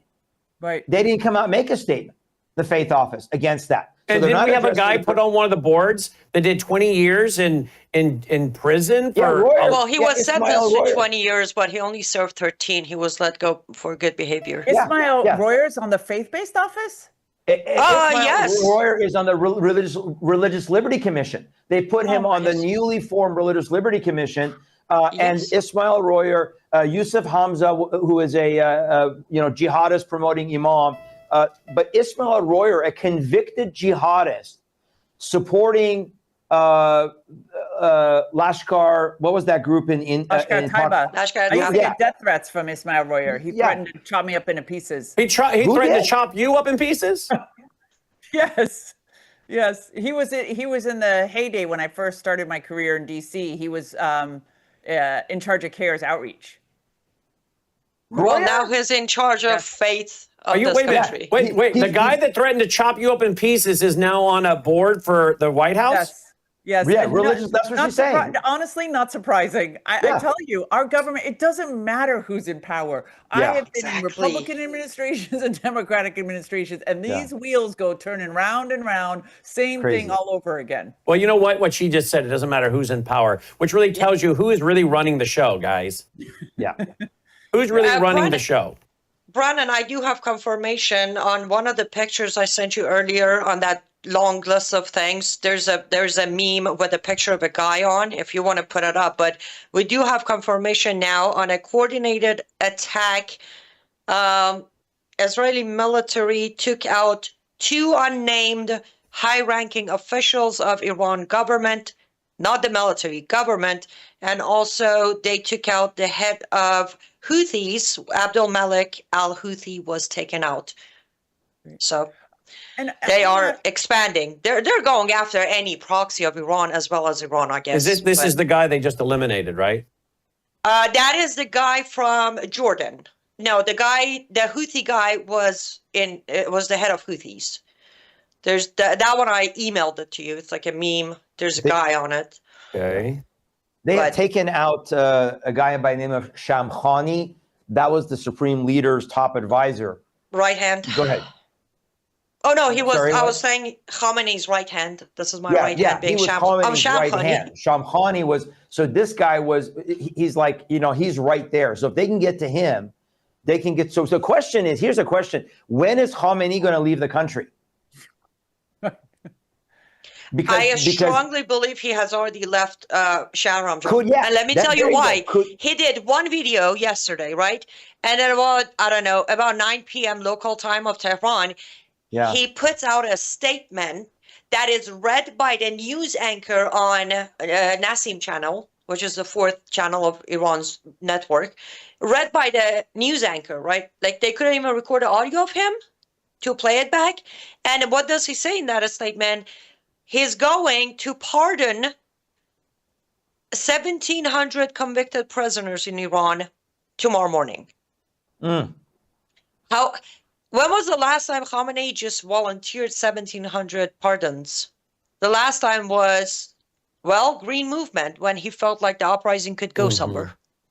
The uprising haven't even started, and he's already offering 1,700 pardons tomorrow morning. Which I'm going to keep an eye on who is being pardoned. Is he going to pardon the killers and the drug dealers or the political prisoners? The Christians, maybe? But I'll keep an eye on that. But the point is, I think he's already out because anything that's coming from him, it's just somebody else is reading it, somebody else is saying it. So they got an auto pin. They got Biden's auto pin in Tehran now. Pretty much, yes. According to the Wall Street Journal, the U.S. military they're pardoning everybody they can before the regime falls.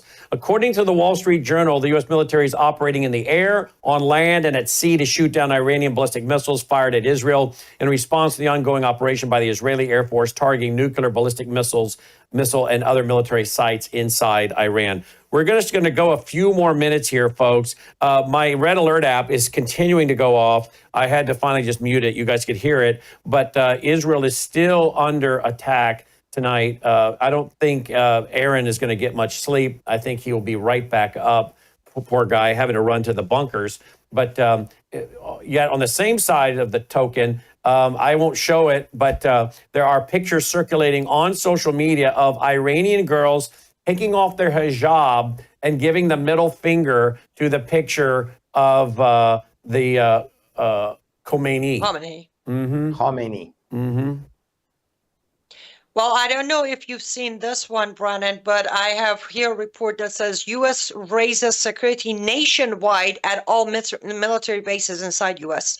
The U.S. military has officially increased security across all domestic bases, citing global developments as Israel's strike on Iran continues. Wait a minute. They've raised the security level on all of our bases in the U.S., as you just said. Now, who said yesterday and the day before we should do that and announce it?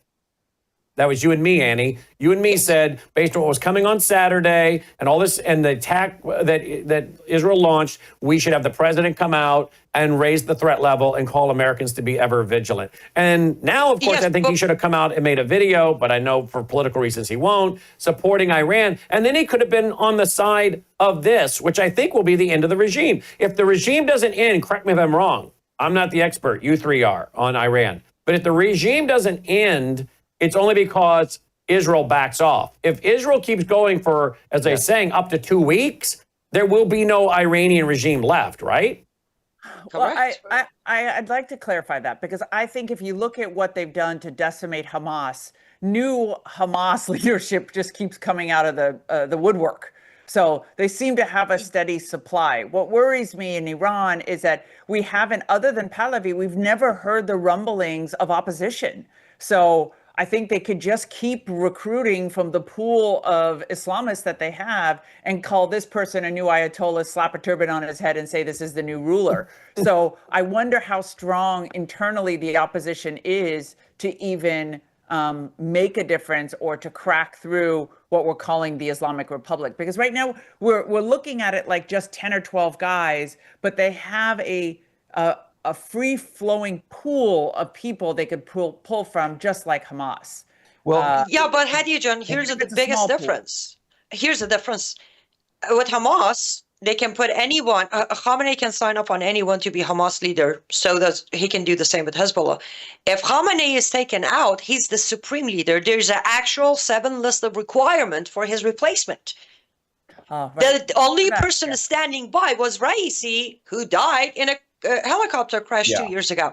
There is no standing by supreme leader. That's the beauty of it. That's why I'm like, dear Bibi, hit him. The Republic, exactly. And that's why I said there will be an internal fight, because there might have to shift the Shia format into saying now IRGC will lead the country. Because if they continue this Shia system, there is no supreme leader to take place. So they're going to have to actually change the entire system. Well, here's the proposal, though. Tell me what you guys think. So thanks to our meddling in Egypt, right, when we decided to not back Hosni Mubarak and we supported the Muslim Brotherhood and what was it, $8-9 billion that Hillary and Obama gave to them and all the thing. Okay, so what happened there? What happened there was El-Sisi, so you had to have a military, what do they call it? How do you know better? Intervention? It was it's a military intervention, right? So you have the military intervene, you have the military take over, and then you would have to have it become civilian.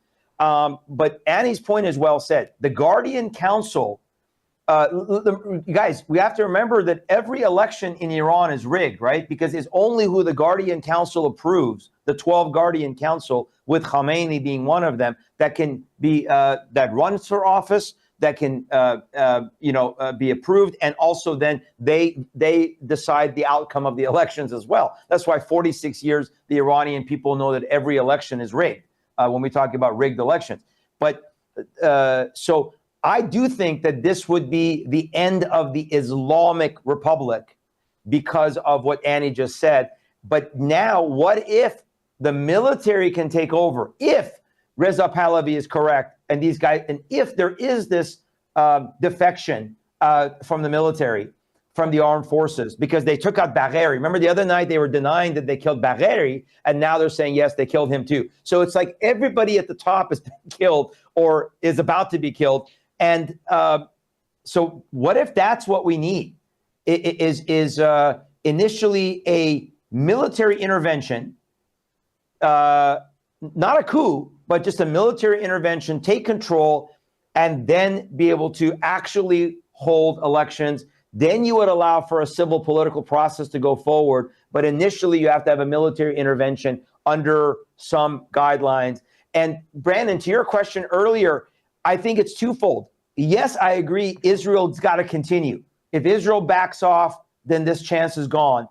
But I also think that America has to not meddle. In 2009, the Green Movement was killed because of Obama.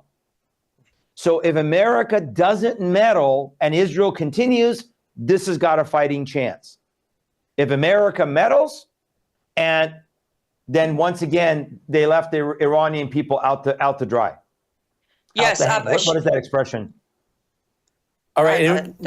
Now we're getting news that Iran's last ballistic missile wave killed 4 Israeli citizens, all of whom were Muslim Arabs. And yet Muslims on X are celebrating Iran firing missiles at Israel like it's the best days of their lives.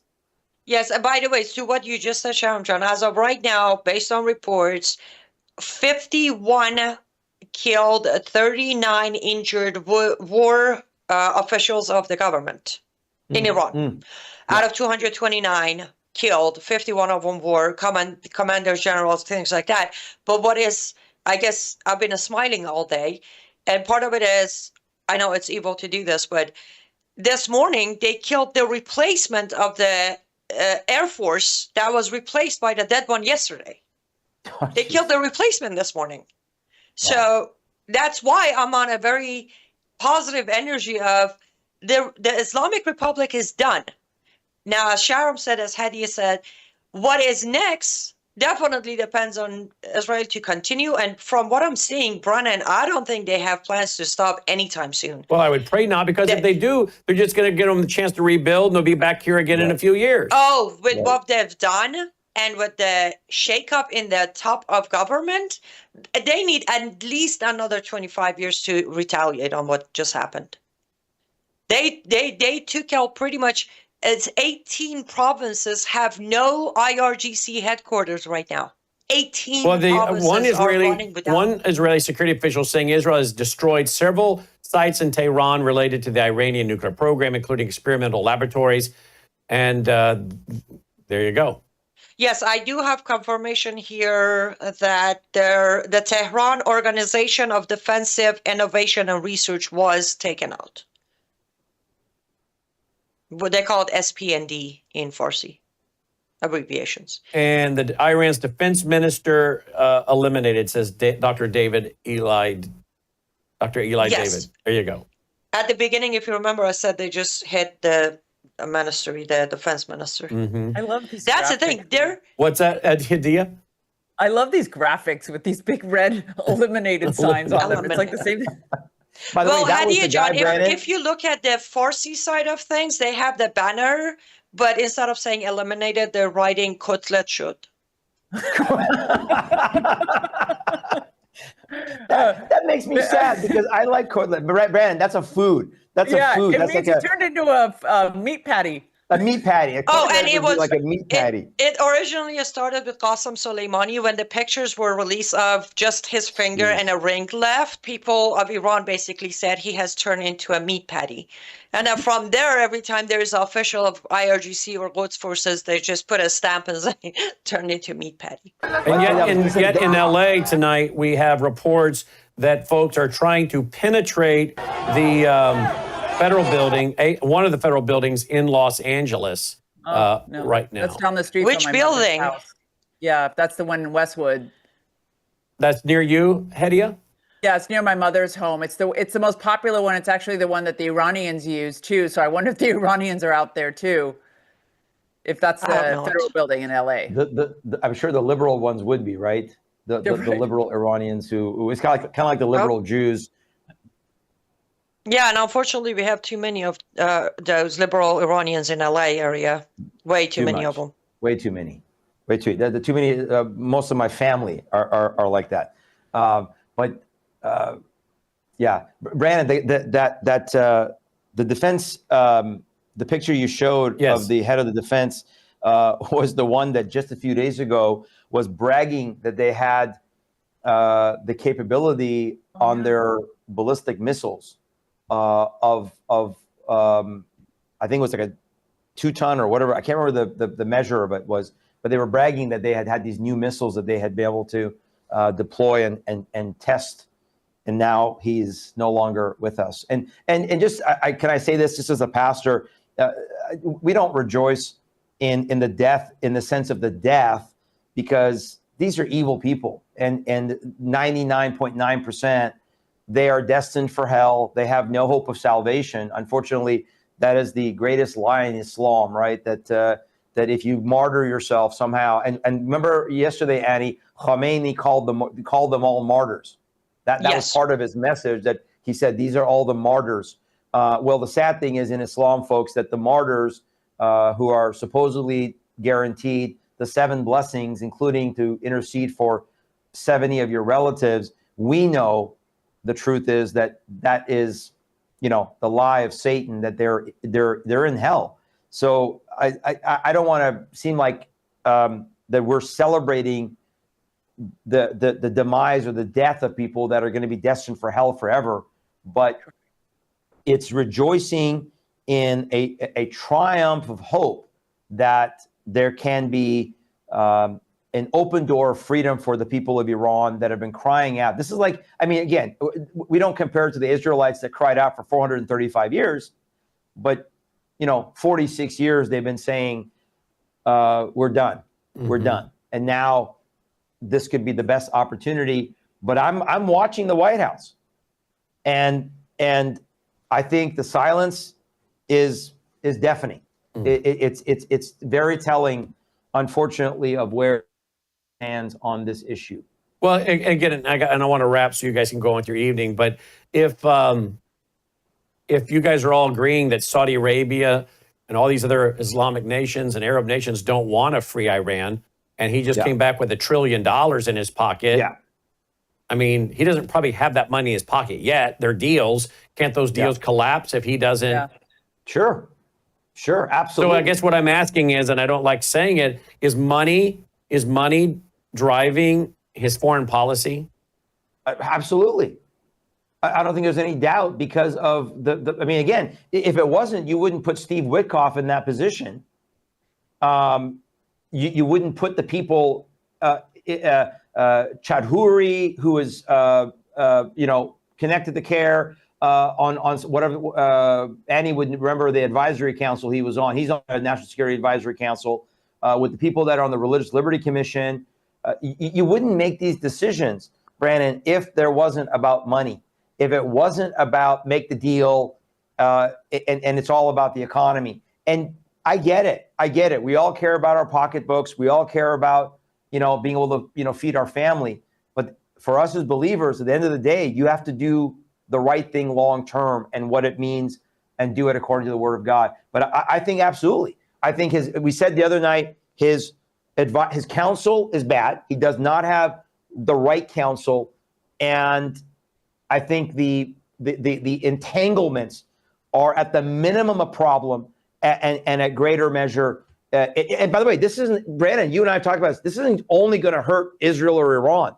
This is going to hurt America, because that's what they've imported to America. The jihadist mentality. We will find out in about a week. I'm sure Memory will come out with lots of sermons from yesterday, from Friday prayers, when they translate these sermons. Many of them are in English. And once they come out with these messages, we'll see what was being said in the mosques of America. We've imported this jihad into America because of money, and I think it's absolutely an influence, in my opinion. Closing comment, Hedia? Yeah, I think I'm glad you brought that up, Sharon, because I think it's important also for Americans to stay vigilant. That's one thing we didn't talk about. There is a heightened threat in the United States.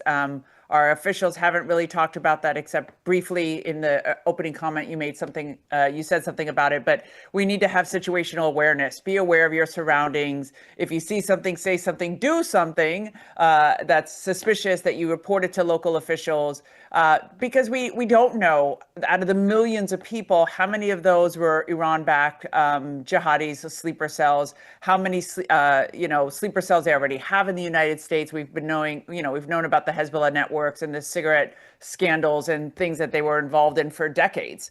So I think it's really important that we stay aware of the potential for suicide attacks and terrorist attacks here in the United States as a result of our support for Israel. And your website is resurrectministry.com. Perfect timing on Logan's part. Look at that. Popped up right as I was about to say it, like he was reading my mind. Resurrectministry.com, resurrectministry.com. By the way, She will be our keynote speaker at our banquet, our foundation banquet outside of Memphis in Collierville, where we're based, on Thursday evening, October 2nd. Seating is limited, okay? And you can get your tickets at Worldview Store. She'll also be speaking as well for the main conference that starts on Friday night. That will include, off the top of my head, Hadia. It'll include Sidney Powell, Alex Newman, Gordon Chang, Mark Mitchell, Chris Martinson. There's a huge list of them. We only have 350 seats for that conference, folks. So go ahead and register for that if you want. Our 22nd annual conference, national conference for Worldview Weekend, worldviewstore.com. But her website is resurrectministry.com. Sharam's is tillministry.com, tilministry.com. His broadcast airs here on Worldview Tube. What days, what time, Sharam? Saturdays and Sundays. I think it's 10 and 5 on Saturdays Central Time, if I'm not mistaken. And I think it's 2 p.m. on Sundays that we air on Worldview Tube. Perfect. And Annie is liveuptofreedom.com and liveuptofreedom.substack.com. She airs each and every day now, started as of last week again, 3 p.m. Central, 4 Eastern, Monday through Friday. Correct, Annie? Yes. Okay. One last picture. This is out of Seattle tonight. Again, folks are going at it. That I think is an ice facility there. They're obviously using some kind of rubber bullets or paintball or whatever it is they're using there. But yeah, I mean, it's not dark yet.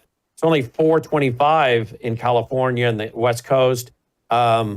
I don't know what this evening will bring, but if we see a lot of disruption that requires us coming back to report, we'll get back on the air here, bring in Leo Holman and other people to report on what's going on. But hopefully we will not have to report back tonight. But it's not even dark yet, and it's already getting it's getting like this. So this will be interesting to see what this becomes with this No Kings rally all across the country.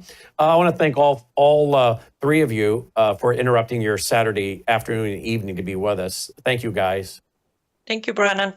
Fascinating conversation. I don't think you'll find this on just about any other network, folks, where we not only discuss national policy, international policy, geopolitics, and then bring in the Bible and Bible prophecy. And that's why so many of you like us. We get so many notes and letters of you saying, we love your network. One way and one reason why is because you always find a way to bring in the Bible when it's appropriate and applicable. And indeed, that is the case. We do need your support, worldviewfoundation.com. We're a listener-supported network. We could put it all behind a paywall, but our live stream is out there 24/7 for you to watch free of charge. You guys know that we're also about to add a history channel? We already have our health channel. We have our health channel below our main player, but we're about to add a history channel. Yesterday, I finished writing the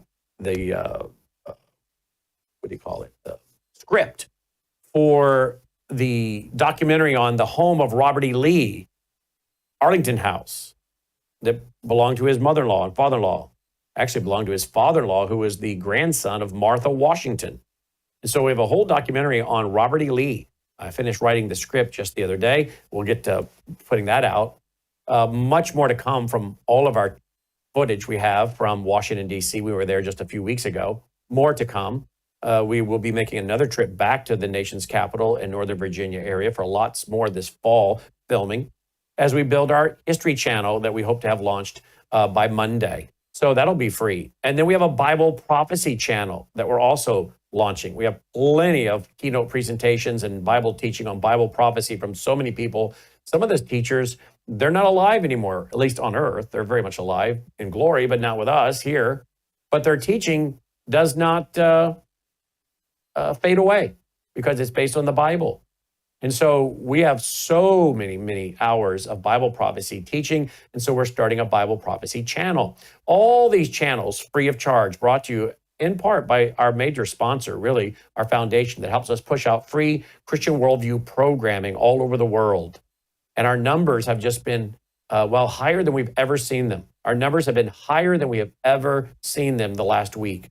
Because again, I think we're covering news and international news and domestic news like no one else, with panels and discussions that you're not going to find anywhere else. And you just got 2 hours of it.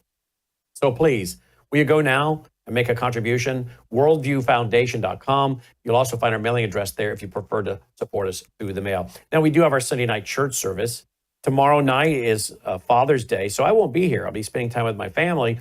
I hope you will as well. But if you want with your family to watch our Sunday night church service, we're going to run last Sunday night's teaching on Revelation chapter 17. We received such incredible feedback on that. So we'll run that again. And then, Lord willing, the next Sunday night, I'll be right back here with you as I continue teaching through the book of Revelation, lesson 41.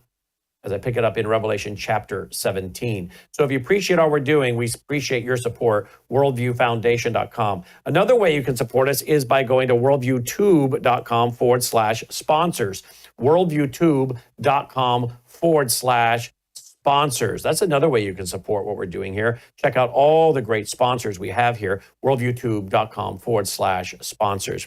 Well, it's 6:29 Central, 7:29 Eastern Standard. That will conclude for now our live coverage of what's been going on in America and around the world. We're going to transition now to the already under schedule 250th anniversary parade of the U.S. Army right outside the White House, hosted by President Donald Trump. So we'll carry that for you. And if there is a need to come back after the parade is over for breaking news related to what's happening around the country, we'll break back in and come to the news desk live. And let's pray we don't have to do that. All right. But till then, thank you for watching. Hope you enjoyed the parade, what's left of it. And we'll replay all of it in its entirety as well tonight. The next time, I'm Brannon Howse. May God save America. Take care.